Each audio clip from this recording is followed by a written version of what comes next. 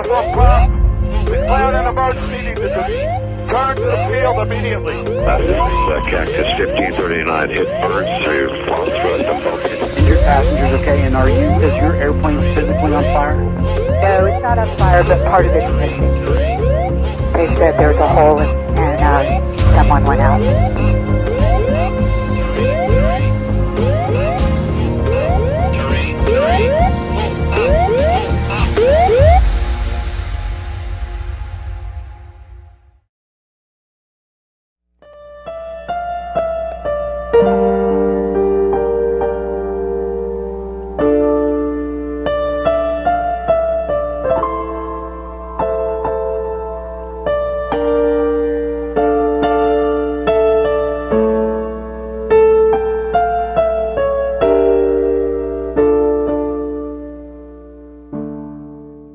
The aircraft in question, Charlie Golf, Charlie Hotel Echo, a Bell 206B Ranger helicopter, was registered to Bighorn Helicopters Incorporated and tragically crashed on an urban street in Cranbrook, British Columbia, killing 4. According to the Transportation Safety Board of Canada, the official cause of the accident was identified as loss of engine power and collision with terrain. The crash occurred at 13:06 local time on the 13th of May 2008, after an hour of inspecting high-voltage power lines for the Provincial Electric Company. On board were 2 technicians and a pilot. The 4th victim was a pedestrian walking down the north sidewalk of the 1300 block of South 10 Avenue.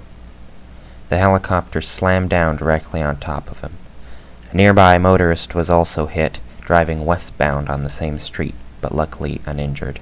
I came across the intersection, and the next thing I know, my car is being slammed, and there's an explosion right beside me. I got a dent right there. And I'm pretty freaked out right now. Several eyewitnesses were the first to arrive and aid the victims. There was a guy walking down the street and it landed right on him.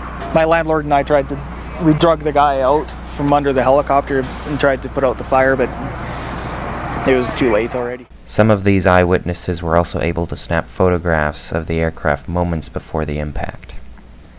The helicopter was flying southbound along South 14 Avenue at an altitude of approximately 120 feet above the ground, flying at a speed of 25 knots, and was doing turning maneuvers back and forth over the power lines along the street when the engine failure occurred.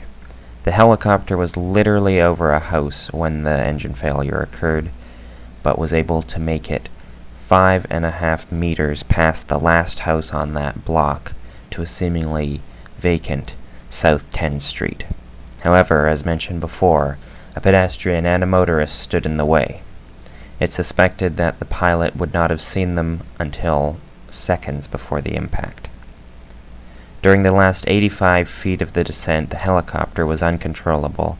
It hit the ground with a nose-up attitude, rolling to the left. On impact, the tail section broke off. After the crash, fire began almost immediately. Being fed by the fuel, it spread quickly and eventually consumed 60% of the aircraft's fuselage. Also, due to the site being on a small hill, the fuel flowed like a stream and made it 30 meters eastbound down the street, burning up as it went. According to the TSB report, weather conditions would not have played a role in the accident circumstances, being overcast with a southwesterly wind of about 10 knots and a temperature slightly warmer than 12 degrees Celsius. The report also states that the pilot was in good flying condition at the time of the crash, having rested before the flight, had a valid pilot license, had 5,100 hours, 1,600 of which were in the type in question, and was described by co-workers as competent and cautious. The helicopter itself was also in the right condition to fly. It was manufactured in 1974, making it 34 years old at the time of the crash. It had a total of 16,500 flying hours logged, and it was up to date and certified in accordance with Canadian regulations at the time. It was never able to be determined why the chopper lost engine power, but the TSB report indicates that is what brought the helicopter down. The final exhibit we'll look at is this cross-section diagram of the flight path of the helicopter after the engine failure.